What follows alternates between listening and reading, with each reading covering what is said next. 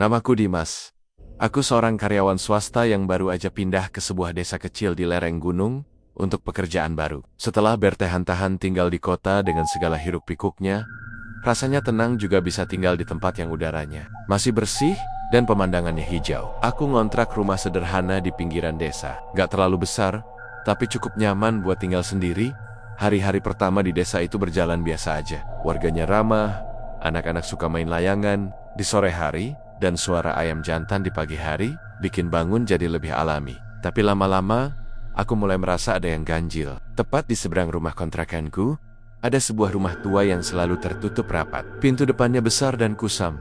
Jendelanya ditutup tirai tebal warna gelap yang kayaknya nggak pernah dibuka. Dinding luarnya penuh lumut, dan atapnya terlihat hampir runtuh di beberapa bagian.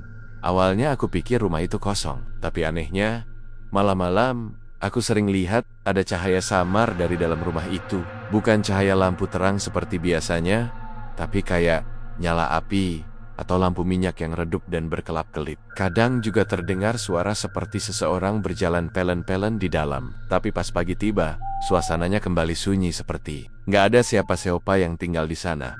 Suatu malam, sekitar jam 11, aku sedang duduk di teras sambil minum kopi. Tiba-tiba aku melihat tirai di salah satu jendela rumah tua itu bergerak. Dari celah kecil tirai yang tersibak, aku melihat bayangan hitam berdiri diam, menghadap ke arahku. Badannya tinggi dan kurus, rambutnya panjang sampai menutupi wajahnya. Aku sempat mengedipkan mata, mikir jangan-jangan cuma bayangan pohon atau hayalanku sendiri. Tapi begitu aku perhatikan lagi, bayangan itu masih di situ, berdiri kaku, tanpa suara, seperti memperhatikan aku dengan mata yang gak kelihatan. Rasa merinding langsung menjalar dari ujung kaki sampai leherku. Tanpa pikir panjang, aku masuk ke dalam rumah dan mengunci pintu. Tapi setelah itu, aku jadi penasaran. Aku sempat nanya ke beberapa warga tentang rumah itu. Tapi respon mereka justru bikin aku makin penasaran. Rumah itu udah lama kosong. Mas, gak usah dipikirin kata Bu Lasmi, warung tetangga sebelah. Jangan suka dudak-dudak malam-malam di depan rumah, Mas. Gak semua yang kelihatan itu manusia, ujar Pak Haji Samin.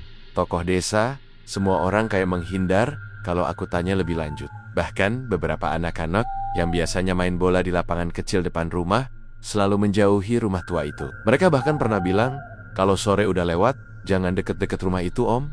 Ada nenek serem di dalamnya. Asterisk, aku ngira mereka cuma nakut-nakutin. Tapi makin hari, kejadian aneh makin sering terjadi. Malam-malam, aku sering terbangun karena suara langkah kaki di luar jendela kamarku. Langkahnya pelan, kayak orang nyeret sandal. Aku intip dari balik gorden, tapi nggak ada siapa-siapa. Tapi anehnya, lantai depan jendela selalu kotor, kayak bekas tanah basah. Kadang ada bekas tapak kaki kecil, kadang tapak besar.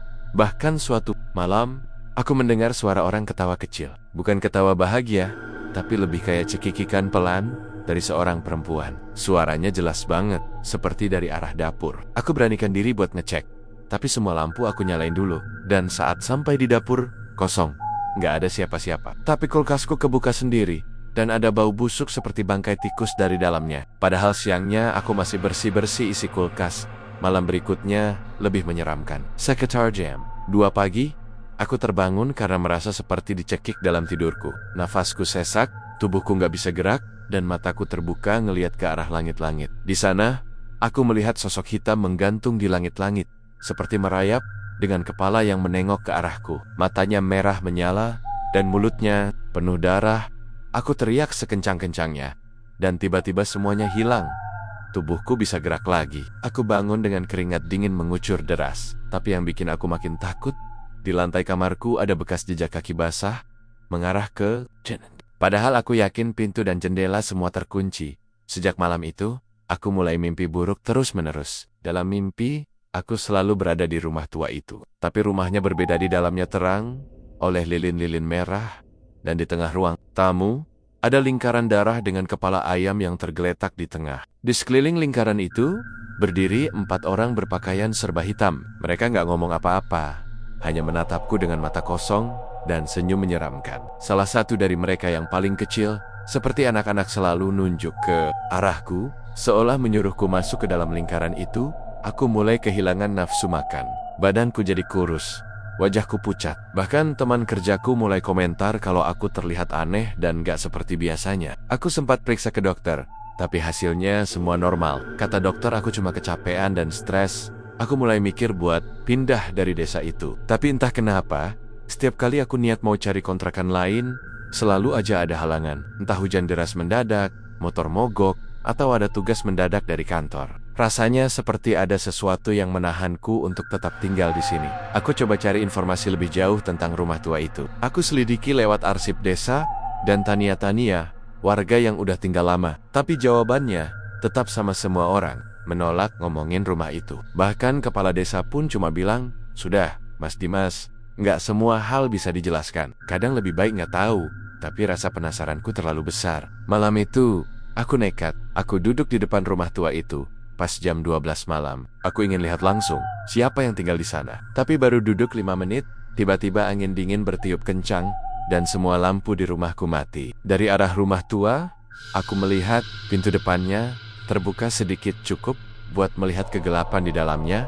Dari dalam rumah itu, keluar suara tangisan pelan, seperti suara perempuan muda. Tapi pelan-pelan, tangisan itu berubah jadi tawa cekikikan. Suara yang sama seperti yang pernah aku dengar dari dapurku. Tapi kali ini lebih dekat, lebih nyata dan lebih menyeramkan. Aku nggak kuat, aku lari masuk ke dalam rumah, kunci pintu, dan baca-baca doa sebisaku. Tapi malam itu aku tahu, ada sesuatu yang memperhatikanku. Bukan manusia, bukan juga hewan, tapi sesuatu yang lebih gelap. Dan mereka tahu aku sudah mulai mencampuri urusan yang seharusnya nggak aku sentuh. Sejak malam itu, aku sadar, rumah tua itu bukan sekadar rumah kosong. Ada rahasia besar yang terkubur di dalamnya. Rahasia tentang keluarga yang pernah tinggal di sana. Dan aku, tanpa sadar, sudah masuk terlalu dalam. Sejak malam aku nekat duduk di depan rumah tua itu. Rasanya hidupku berubah total. Bukan cuma karena mimpi buruk yang makin sering, tapi juga karena badan aku makin hari makin lemah. Makan gak enak, tidur gak tenang, dan di rumah kontrakan. Ini rasanya kayak nggak sendiri, kayak ada yang ngintip dari pojok ruangan, meskipun nggak kelihatan langsung. Dan setiap malam, pasti ada suara-suara yang datang dari luar, entah suara orang jalan, bisikan, atau tangisan bayi samar-samar. Akhirnya aku mutusin buat nyari tahu lebih dalam tentang rumah itu. Meskipun aku tahu ini bisa aja bikin aku tambah dalam ke hal yang nggak seharusnya aku sentuh. Aku ingat, waktu awal-awal pindah ke desa ini, ada satu orang tua yang sering duduk di kebun deket warung kopi, namanya Pak Mamat. Dia jarang ngomong, tapi tatapannya dalam. Aku datengin beliau pelan-pelan, dan dengan sopan, aku minta izin buat ngobrol sebentar. Pak Mamat awalnya diem aja, tapi setelah aku ceritain semua kejadian yang aku alami, beliau menarik napas panjang dan bilang, Mas udah kebuka tabirnya. Kalau udah lihat, udah denger, apalagi udah mimpiin, berarti Mas udah dilihatin. Itu bukan rumah kosong. Itu rumah warisan dari pesugihan lama. Dulu pemiliknya keluarga yang orang sini sebut keluarga hitam. Aku kaget. Maksudnya gimana, Pak? Mereka masih hidup? Pak Mamat geleng pelan. Bukan hidup, tapi belum mati juga. Dulu keluarga itu terkenal banget. Kaya raya, sawahnya luas, punya toko emas di pasar. Tapi kekayaan mereka katanya dari perjanjian gelap. Mereka ngelakuin pesugihan, tapi bukan pesugihan. Biasa mereka main santet, mereka narik rezeki orang lain. Bahkan nyawa, buat bayar kekayaan mereka. Aku masih belum ngerti sepenuhnya. Tapi Pak Mamat lanjut cerita. Waktu itu banyak orang datang ke mereka buat minta tolong. Ada yang pengen bisnis lancar, ada yang mau jabatan, ada yang cuma pengen balas dendam. Semua bisa dikabulkan. Tapi bayarannya mahal. Yang dikasih kekayaan bakal kehilangan sesuatu, entah anaknya, istrinya, atau akalnya. Banyak yang akhirnya gila atau meninggal dengan cara yang gak wajar, katanya.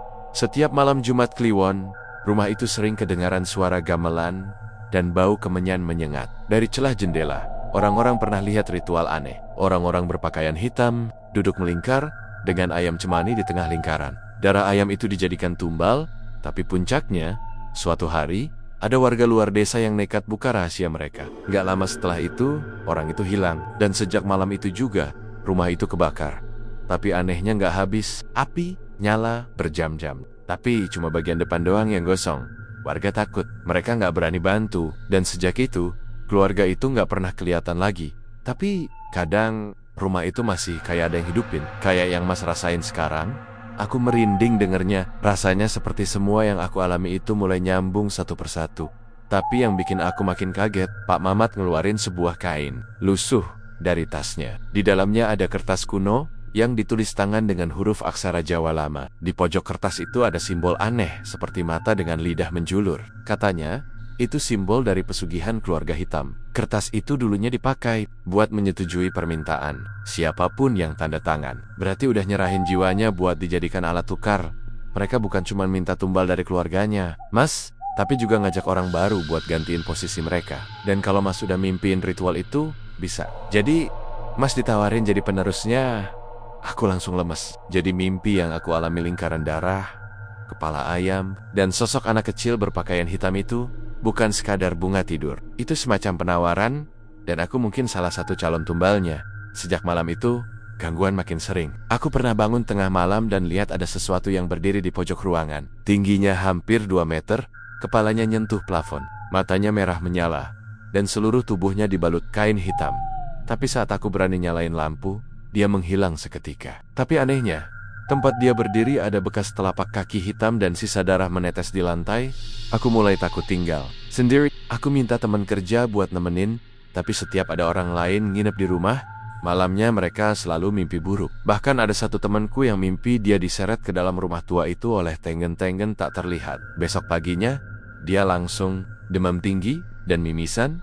Aku sempat coba hubungi orang pintar lewat saran warga. Tapi waktu orang itu datang, baru masuk halaman kontrakan aja dia langsung keluar lagi sambil bilang, di rumah ini udah ada ikatan, yang manggil bukan Mas, tapi mereka. Aku jadi makin putus asa. Makin hari, kondisi fisik dan mentalku makin buruk. Aku mulai ngerasa kayak dikurung, dan seolah-olah nggak bisa pergi. Setiap kali aku coba keluar desa, pasti ada aja halangan. Pernah motorku tiba-tiba mogok, padahal baru diservis. Pernah juga aku naik angkot, tapi sopirnya salah arah, dan tanpa sadar, muter-muter, sampai akhirnya turunin aku lagi, tepat di depan rumah kontrakan. Aku mulai percaya, ini bukan kebetulan. Ada sesuatu yang nahan aku di desa ini. Puncaknya, malam. Itu aku lagi bersihin dapur yang mulai kotor. Saat aku bersihkan lantai yang mulai lapuk, papan kayunya jebol, dan aku lihat ada sesuatu di dalam rongga lantai. Aku gali pelan, dan ternyata di situ ada kotak kayu tua yang udah hampir lapuk. Isi kotak itu bikin bulu kuduku berdiri. Ada gulungan rambut yang diikat dengan benang merah, tulang kecil yang kayaknya tulang jari bayi, selembar kain putih penuh bercak darah, dan yang paling bikin aku nggak bisa ngomong apa-apa, ada foto-foto yang dilubangi bagian matanya. Dan salah satu foto itu adalah aku. Fotoku yang aku simpan di dompet, fotoku sendiri waktu daftar kerja. Aku langsung buang kotak itu keluar rumah dan bakar isinya. Tapi saat aku bakar, api justru nggak mau nyala, kayak dilawan. Kertasnya nggak hangus, malah berubah jadi bau menyengat yang bikin aku muntah-muntah. Aku lari masuk rumah, tapi begitu sampai ruang tamu, pintu depan kebuka sendiri. Dan dari luar, ada suara langkah kaki masuk pelan-pelan. Aku sembunyi di kamar, nutup pintu dan baca doa sebisaku. Tapi malam itu, aku merasa rumah ini bukan milikku lagi. Udah ada yang lain yang tinggal di dalamnya, dan mereka nggak mau aku pergi. Aku nggak tidur semalaman setelah kejadian itu. Badanku gemetar, keringat dingin terus keluar padahal udara malam itu dingin banget. Setiap sudut rumah terasa penuh tatapan yang nggak kelihatan. Lampu ruang tamu tiba-tiba mati sendiri. Hawa di dalam rumah berubah jadi pengap, dan napasku makin sesak. Aku merasa seperti dicekam oleh sesuatu yang nggak kelihatan tapi sangat kuat. Paginya, aku mutusin buat ngungsi ke rumah Pak Mamat. Tapi pas aku nyampe di depan rumahnya, suasananya sepi banget, pintu tertutup, tirai ditarik, dan gak ada suara. Aku ketuk pintu berkali-kali, tapi gak ada jawaban. Seorang warga yang lewat, langsung nyamperin aku dengan wajah panik. Mas, Pak Mamat semalam meninggal. Aku terdiam, gak bisa ngomong. Rasanya lemas banget dengernya Detmoin gosong, Mas. Tapi anehnya, gak ada api sama sekali di rumahnya. Badannya aja yang gosong, kayak dibakar dari dalam. Jelas warga itu pelan, sambil menggeleng. Kakiku lemas. Orang satu-satunya yang tahu soal keluarga hitam itu sekarang udah gak ada. Dan caranya meninggal juga aneh. Rasanya jelas ini bukan kematian biasa. Aku sadar, semua ini udah kelewat jauh. Aku nekat, tapi aku juga takut. Kalau aku tetap di sini, aku yakin aku bakal jadi korban berikutnya. Sorenya aku coba kabur dari desa. Aku nyalain motor dan langsung tancap gas tanpa pamit ke siapapun. Tapi baru beberapa kilometer keluar desa, kabut tebal banget turun mendadak. Jarak pandang cuma 2 meter dan semua jalan berubah jadi asing. Nggak ada petunjuk arah, nggak ada kendaraan lain. Aku muter-muter dan ujung-ujungnya sampai lagi di depan rumah kontrakanku. Tepat di seberangnya, rumah tua itu udah kebuka pintunya. Dari dalam rumah itu keluar suara langkah kaki. 1, 2, 3, 4. Pelan, beriringan, dan berat. Aku seperti terpaku. Badanku nggak bisa digerakkan. Dari balik pintu itu, muncul 4 sosok berpakaian serba hitam. Wajah mereka pucat, kosong, dan matanya hitam pekat. Salah satunya perempuan berambut panjang, sampai ke perut yang pernah aku lihat di mimpi. Anak kecil yang dulu selalu nunjuk aku di mimpi juga ada di antara mereka, berdiri paling depan, sambil tersenyum menyeramkan. Tiba-tiba dunia di sekitarku jadi gelap. Aku merasa ditarik masuk, tubuhku melayang lalu jatuh ke lantai dingin dan basah. Saat aku buka mata, aku udah ada di dalam rumah tua itu. Tapi kali ini beneran, dindingnya gelap, dipenuhi jelaga dan simbol aneh. Di tengah ruangan, ada lingkaran darah yang sama kayak di mimpiku. Lilin-lilin merah menyala mengelilingi lingkaran. Dan bau amis darah begitu menyengat, 4 sosok itu berdiri di sekelilingku. Dan salah satu dari mereka mulai berbicara. Rezeki kami berasal dari darah. Dan sekarang, giliranmu meneruskan perjanjian ini. Aku mencoba berdiri dan kabur, tapi tubuhku nggak bisa digerakkan. Kaki dan tanganku seperti diikat tak kasat mata. Mereka mulai membacakan mantra dalam bahasa yang nggak aku mengerti. Telingaku berdenging, dan kepala terasa pecah. Aku merasa tubuhku diiris dari dalam, tapi nggak ada luka. Rasa sakitnya luar biasa. Anak kecil itu mendekat, lalu menyodorkan secarik kertas kuno yang sama kayak yang pernah ditunjukin Pak Mamat. Tapi kali ini ada bagian tanda tangan kosong. Tanganku bergerak sendiri, seperti dikendalikan. Jari telunjukku nyentuh darah ayam di atas lantai dan mulai menulis namaku sendiri. Seketika itu, semua cahaya padam. Aku teriak sekencang-kencangnya dan semuanya hilang. Saat aku bangun, aku sudah kembali di kontrakan. Tapi sekarang semuanya berbeda. Rumahnya bersih, nggak ada bekas debu atau bau aneh. Suasananya seperti baru direnovasi. Seolah-olah semua kejadian aneh yang aku alami cuma mimpi. Tapi saat aku keluar rumah, warga desa bersikap sangat aneh. Mereka semua membungkuk hormat, matanya menunduk saat papasan. Bahkan anak-anak yang biasanya ramai di sore hari, sekarang nggak berani main di sekitar rumahku. Salah satu warga yang berani ngomong hanya bilang, "Selamat datang, penerus keluarga." Aku kaget, ngeri, dan bingung. Aku balik ke rumah dan lihat ke cermin.